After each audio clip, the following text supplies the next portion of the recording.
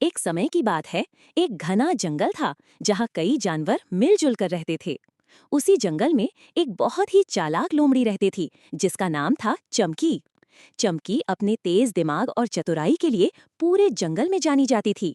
वो हमेशा किसी न किसी योजना में लगी रहती थी जिससे उसे मेहनत न करनी पड़े और खाने पीने का इंतजाम आसानी से हो जाए। एक दिन चमकी बहुत भूखी थी। उसने बहुत कोशिश की लेकिन उसे कुछ भी खाने को नहीं मिला। तभी उसकी नजर जंगल के बाहर एक छोटे से खेत पर पड़ी जहां एक किसान ने बहुत सारे अंगूर के बेल लगाए हुए थे। अंगूर बहुत ही रसीले और मीठे लग रहे थे।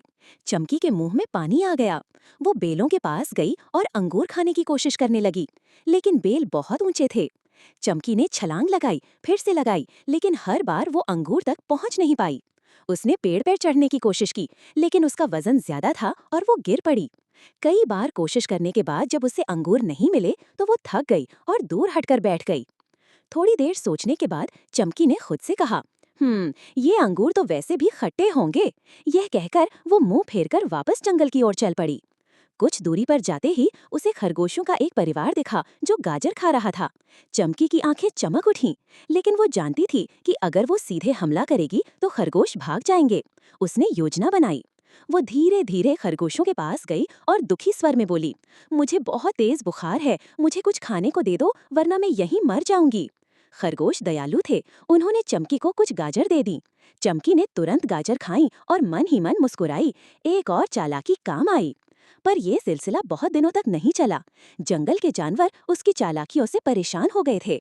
एक दिन सबने मिलकर फैसला किया कि अब चमकी को सबक सिखाना होगा। अगले दिन चमकी जब एक बकरी को बेवकूफ बनाने की कोशिश कर रही थी, तभी पीछे से शेर, हाथी, भालू और बाकी जानवर आ गए। उन्होंने चमकी को पकड़ लिया और कहा, अब बहुत हो गया चमकी, अब तुम्हें अपने भोजन के लिए मेहनत करनी होगी। फिर सबने मिलकर चमकी को जंगल के नियमों का पाठ पढ़ाया और उसे समझाया कि धोखा देना सही नहीं। चमकी को अपनी गलती का एहसास हुआ और उसने वादा किया कि अब वो ईमानदारी से काम करेगी और किसी को धोखा नहीं देगी। उस दिन के बाद से चमकी ने मेहनत करना शुरू कर दिया और जंगल के सभी जानवरों से दोस्ती कर ली। सीख, चालाकी और झूठ से कुछ समय तक फायदा हो सकता है, लेकिन सच्चाई और मेहनत ही असली रास्ता है।